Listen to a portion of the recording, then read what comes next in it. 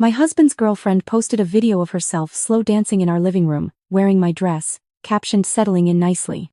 At his firm's charity gala, I played it on the projector screen in front of 200 people and said, "Keep the dress. I'm keeping the house." His managing partner shook my hand before my husband could speak. "Now I have a consulting contract. He has a suspension letter. And the deed has only one name on it, mine. I need you to look at something."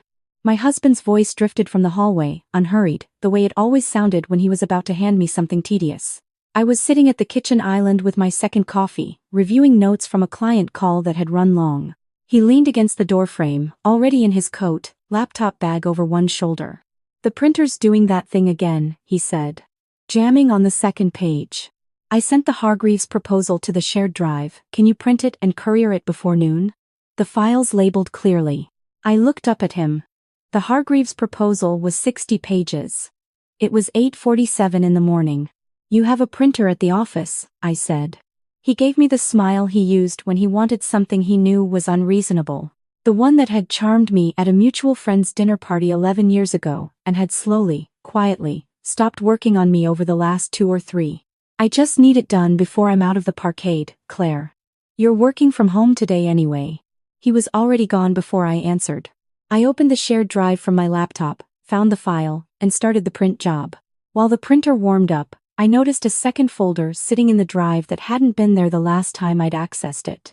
It was labeled with a date from 3 months ago and my husband's initials.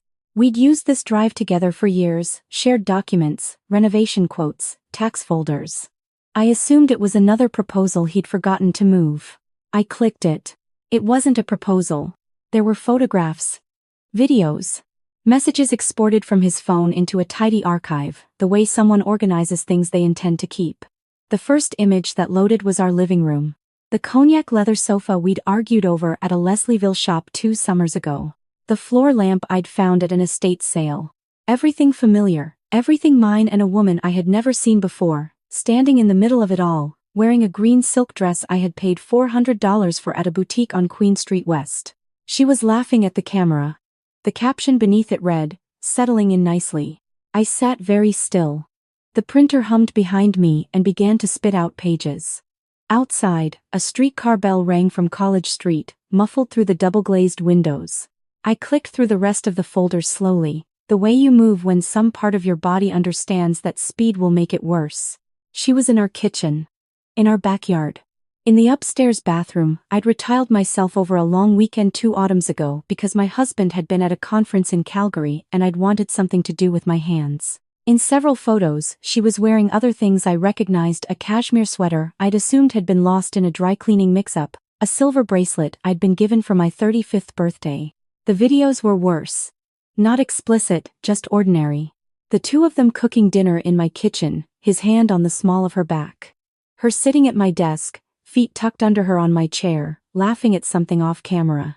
Him walking in the front door, and her meeting him in the hallway the way I used to, years ago, before greeting him at the door started to feel performative and strange. The timestamp on the most recent file was 2 weeks ago. I had been in Ottawa for 3 days for a planning consultation. He had told me he was staying late at the office most evenings and would probably just order in. I printed the Hargreaves proposal. I couriered it before noon. And I called my sister in Vancouver. She picked up on the second ring, the way she always does when she's working at home and her phone is sitting next to her keyboard. I didn't give her a greeting. "I need to tell you something," I said. "And then I need you to help me figure out what to do with it." The woman in the photographs, I learned over the following 2 weeks, was a junior associate at my husband's architecture firm. She had joined the Toronto office about 14 months ago, transferred from their Vancouver branch. She was 29 years old. She had a professional Instagram account that was carefully curated: project photos, industry events, the occasional skyline. Nothing personal. Nothing that would have shown up in a casual search. My sister, who works in communications and has always understood the internet better than I have, guided me through what to look for and where. I had stepped back from my own career in urban planning 7 years ago. When my husband accepted the partnership position and we decided together, or I believed it was together, that one of us being home and flexible would make our life work better. I kept a few consulting clients, but nothing full-time. I had let a lot of skills go dormant, including the instinct to investigate. That instinct came back quickly when I had a reason to use it. Within 10 days, I had confirmed through professional directories and LinkedIn that she worked directly under my husband on 2 major accounts. I had cross-referenced the dates of his supposed overnight work trips against her tagged locations on a photography account she ran under a slightly different version of her name. 1. I found through a mutual professional connection. 7 overlapping trips in 11 months. 3 of them to cities where I now understood he had no client work scheduled at all. I also reviewed our joint finances more carefully than I had in years. We shared a HELOC, a home equity line of credit against the house, which we'd opened 4 years ago when we renovated the kitchen. The available balance was significantly lower than it should have been. I pulled the statements going back 18 months and started making a list. There were charges I couldn't account for. A jeweler on Bloor Street. A hotel in Niagara-on-the-Lake on a weekend when I'd been visiting a university friend in Hamilton and my husband had told me he needed to decompress alone. Flights to Montreal. Restaurant charges at places I'd never been to. A resort spa in Muskoka. I took the list to a family lawyer my sister found through a colleague, a woman with an office near Yonge and Eglinton whose reputation, my sister said, was that she did not lose. She reviewed everything I'd brought in a single sitting, and when she looked up, her expression was calm and businesslike in a way I found deeply steadying. In Ontario, she told me, the matrimonial home has specific protections. You both have equal right of possession regardless of whose name is on the mortgage. And dissipation of marital assets, which is what this appears to be, is taken seriously during equalization. You've been thorough. That's going to matter. I asked her how long the process would take. That depends on how cooperative he is, she said. Some men become very cooperative when they realize how much documentation exists. I nodded. I was already thinking about something else. My husband had mentioned the firm's annual charity gala 3 weeks earlier, the way he mentioned most firm events assuming I'd attend, not asking. It was held every November at a hotel in the financial district, the kind of evening that raised money for a local arts foundation and functioned mainly as a networking event dressed in black tie. I had attended 6 of them. I knew the room. I knew the format. I knew that the firm's managing partner always gave remarks midway through the evening from a podium at the front, and that behind the podium there was a large projection screen used for donor acknowledgement slides. I knew the name of the audiovisual coordinator because I had helped organize the event 3 years running before stepping back from that role. I sent him an email. Maintaining a normal life for the following 2 weeks required the kind of sustained, deliberate effort I had not previously understood myself capable of. I made dinner. I asked my husband about his day. I sat across from him at the island with my coffee and listened to him talk about the Hargreaves project, the junior staff turnover, the managing partner's ideas about expansion. I smiled at the right moments. I went to bed beside him and lay in the dark with my thoughts arranged in careful order, like files in a folder. The gala was on a Friday in the 2nd week of November. I wore a black dress I had bought specifically for the evening, not from my own closet, where I no longer trusted what was or wasn't still there. My husband complimented it in the cab. I thanked him. The hotel ballroom was exactly as I remembered it. Round tables with white linens and centerpieces of late autumn branches and amber votives. A string quartet near the bar. 200 people in formal wear circulating with wine glasses, doing the careful, performance-adjacent version of conversation that happens at events where careers are always slightly at stake. My husband moved easily through the room, shaking hands, laughing at the right moments, guiding me by the elbow from group to group with the proprietary ease of a man who had never once doubted that things would go his way. I smiled beside him. I looked for the audiovisual coordinator. I found him near the back, behind the staging area for the podium. He was younger than I remembered, and when he saw me he gave me the small, careful nod of someone who knows something is about to happen and has decided that it is not his business to stop it. I handed him the USB drive. He already knew which input to use, which file to load, when to switch the feed. We only need 30 seconds, I said. He nodded again. When the managing partner begins, he confirmed. I went back to my table. The managing partner took the podium at 8:15, after the main course had been cleared. He was a man in his late 60s with a deliberate, unhurried way of speaking that the whole room tended to quiet for. I had always liked him. He thanked the sponsors, acknowledged the foundation's work, gestured toward the projection screen where the donor list began scrolling. My husband was sitting 3 seats to my left, relaxed, one hand resting on the table. The junior associate was seated at the adjacent table with the other associates and junior staff. I had spotted her when we arrived. She was wearing a deep burgundy dress and had barely glanced at me. The managing partner began the second part of his remarks, transitioning to the firm's achievements for the year. I pressed the button on the small remote the audiovisual coordinator had left under the edge of the tablecloth. The donor slides disappeared. The video I had trimmed and saved on the USB drive was 41 seconds long. It was the one of my husband and the junior associate in our living room, his hands at her waist, her face turned up toward his, my green silk dress moving as she laughed. The audio was low but present her voice, his voice, the familiar ambient sound of our home. In the lower right corner, I had added a small caption in clean white text. It said, "This is my living room. That is my dress." The room took approximately 4 seconds to understand what it was seeing. Then the sound shifted, the quiet intake of 200 people recalibrating simultaneously. I stood up. The audiovisual coordinator had also, as I'd requested, activated the standing microphone at the edge of the stage. I walked to it. My legs were steady. I had rehearsed this moment enough times in my head that the real version felt almost slow by comparison. I looked at the screen, then at the room, then at my husband. "Keep the dress," I said. "I'm keeping the house." What followed was not the dramatic confrontation I had half imagined in the months of planning. There was no shouting. My husband stood, then sat down again, as if he'd forgotten what standing was for. The junior associate went very still in the way people do when they are trying to determine whether it is possible to simply cease to exist. The managing partner stepped to the side of the podium with his hands clasped, watching me with an expression I could not immediately read. Security did not remove me. No one asked me to leave. The managing partner spoke first. He said my name, my full name, including my last name, and asked me to join him in the corridor.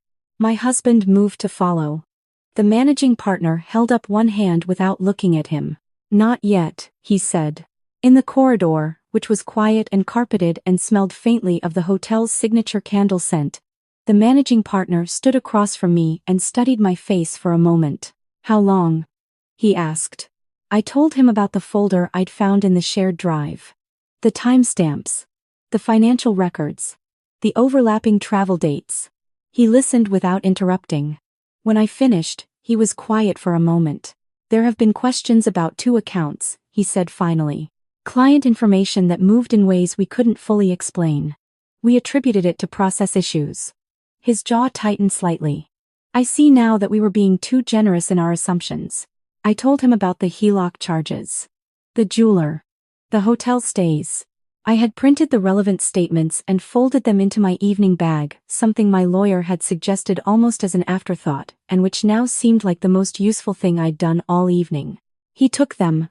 He read them standing in the corridor under the wall sconces, while the muffled sound of the gala continued behind the closed ballroom doors. When he looked up, something in his expression had settled into a kind of grim resolution. He asked me if I had legal representation. "I do," I said. "Good." He refolded the papers. "Whatever your lawyer needs from us by way of documentation, we'll provide it. I owe you that much at minimum." He paused, and then added something that surprised me. "You did this work yourself? The investigation?" "With some guidance," I said. He nodded slowly. "I recalled that you had a background in planning. Comprehensive analysis. Pattern recognition." He said it the way someone says something they've been thinking for longer than the current conversation. "We have a project management gap on the infrastructure side right now. Serious need for someone who understands both the regulatory environment and the internal processes." He looked at me directly. "That's not charity. I have a board to answer to and a problem I need solved." I looked at him for a moment. "Have your office send me the scope in writing," I said. Inside the ballroom, my husband was escorted out by 2 firm associates while the evening resumed around him. The junior associate, I learned later from the audiovisual coordinator, had left through a side exit shortly after the screen went dark. She did not return to the office the following Monday. The firm's HR department, conducting a review of the account irregularities the managing partner had begun flagging that same night, determined within 2 weeks that her involvement, whether active or as an unwitting participant in unauthorized client access, created a conflict of interest that could not be managed while she remained in her role. Her employment was terminated. She lost her position, her professional reference from the firm's Toronto office, and more significantly access to the networks my husband had spent 14 months cultivating on her behalf. I did not feel satisfaction exactly. What I felt was closer to clarity. My husband's lawyer contacted mine within 10 days. The offer was what my lawyer had predicted it would be, from a man who has suddenly realized how much documentation exists and how little of it reflects well on him. Full ownership of the matrimonial home, transferred without contest. Repayment of the full amount drawn from the HELOC for personal expenses, roughly $41,000 once the forensic accounting was complete. A settlement figure that would take 12 months to finalize, but that my lawyer described, in her careful professional way, as appropriate given the circumstances. He moved out on a Thursday in early December while I was at a coffee meeting near Spadina. I had arranged it that way deliberately. I didn't need to watch. The house in the days after he left felt both too large and entirely mine for the first time. I stood in the living room, the same room from the video, the same cognac sofa, and understood that I had been a guest in my own home for years without knowing it. Not in the practical sense. I had cooked in this kitchen and planted the backyard garden and repainted the upstairs bathroom and chosen every piece of furniture in every room. But I had let someone else determine how much space I was allowed to take up inside it. That was over. I started the consulting engagement with the firm in January. The role was what the managing partner had described: infrastructure project management, regulatory navigation, internal process oversight. Skills I had built in my early career and then quietly set aside. They came back faster than I expected. I enrolled in 2 professional development courses through the Ontario Professional Planners Institute to close the gap that 7 years had opened, and by spring I was leading a file that had been stalled for 18 months and had the attention of 3 municipal stakeholders. I am not going to pretend it was seamless. There were evenings when I sat at my desk in what used to be the guest room, now my office, my real office, with a proper monitor setup and a door I could close, and felt the weight of everything that had been lost. 11 years. The version of my future I had built my choices around. The particular loneliness of realizing that the life you were protecting was not the life you were actually living. But there was also this. I had always been good at finding patterns in complex systems. It was the thing my first professional supervisor had told me made me exceptional at planning work. I had applied that skill to everything in the months after finding that folder, to the evidence gathering, to the gala, to the legal process, and it had held. I was still that person. I had simply been persuaded, slowly and without noticing, to keep her in a drawer. In February, I received an email I had not expected. It was from the junior associate. She had found my professional email through the firm's staff directory, which she apparently still had access to from her old credentials, and she had clearly written the message several times before sending the version that arrived. It was short. She said she understood if I didn't want to respond. She said she had been told things about my marriage that she now understood were not true. She didn't ask for forgiveness. She said only that she had left Toronto and was applying to graduate programs in Vancouver, and that she had wanted to say, before she disappeared from any world I might move in, that she was sorry. I read it twice. I thought about the top comment on a post I had read once, in an online forum for people navigating infidelity, that said, "She's not innocent, she knew." I thought about how I had believed that too, for months. I thought about the photographs of her in my home, wearing my things, and how comfortable she looked, and how that comfort must have been built on something explanations he had given her, a version of my life and my marriage that he had constructed and handed to her, and that she had had no particular reason to disbelieve. I thought about what my lawyer had said on the day we finalized the last of the paperwork. The most dangerous liar is the one who knows exactly which truths to leave out. I wrote back. I kept it brief. I told her I had no interest in a continued correspondence, but that I wished her well in Vancouver. I told her the thing I most wanted her to understand, which was that she should be careful, going forward, about men who make other women's lives disappear in order to make room for her. Not because I was angry with her. Because I had spent 7 years in one of those disappearances without knowing it. And I would not wish that particular kind of blindness on anyone. She replied one final time, 3 words. "Thank you, Claire." I did not respond. But I did not regret the exchange. Spring came late that year, as it often does in Toronto, a grudging thaw that arrived in fits and starts, and then finally, in the last week of April, opened into something warm and certain. I spent a Saturday in the backyard, pulling up the dead growth from the winter and turning over the beds along the fence. My sister was visiting from Vancouver, sitting on the back steps with her coffee, watching me work with the expression she'd had since childhood of someone who already knows how a story ends and is just waiting for you to catch up to it. "You're different," she said at one point. I looked up. "Different how?" She thought about it. "Like you've stopped compensating for something." I went back to digging. I understood what she meant. There had been a version of me, for most of my marriage, who moved through her own life at a slight angle, anticipating how much space to take up, how many opinions to hold quietly, how to make the ambient noise of her own ambitions small enough that they didn't compete with someone else's. I hadn't noticed I was doing it. That was the remarkable thing. The adjustment had been so gradual, so thoroughly normalized, that I had mistaken it for maturity. At the end of May, the firm's managing partner approved the infrastructure project for the next phase, and my contract was extended through the following year. He sent the confirmation email himself, which his assistant told me he almost never does. In June, I hosted a small gathering at the house, not the full renovation party I'd imagined before everything fell apart, but a dinner for the people who had been present in the quieter moments of the previous 8 months. My sister. My lawyer, who accepted the invitation with what seemed like genuine warmth. The audiovisual coordinator from the Gala, who turned out to be finishing a master's degree in event production and had a dry, understated sense of humor that I'd missed entirely in our 2 brief professional interactions. A colleague from the firm who had started stopping by my office to talk through problems on her own files and had somewhere along the way become a friend. I cooked the meal myself. A long table in the backyard, under the string lights I'd finally gotten around to putting up along the fence. The garden was fuller than it had been in years. I'd put in a new bed of perennials along the south side in April, and they were already doing more than I'd hoped. My sister gave a toast, short and accurate.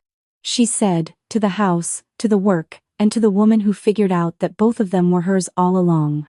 I raised my glass. I did not think about my husband.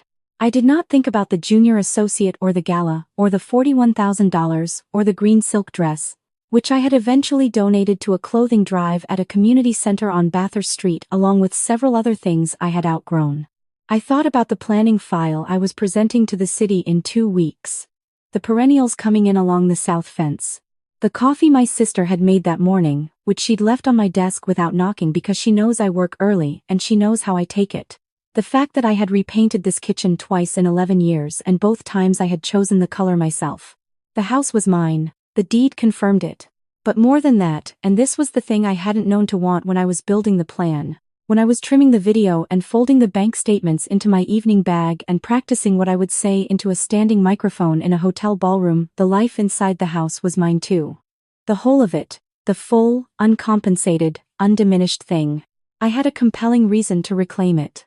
As it turned out, that was the only reason I needed.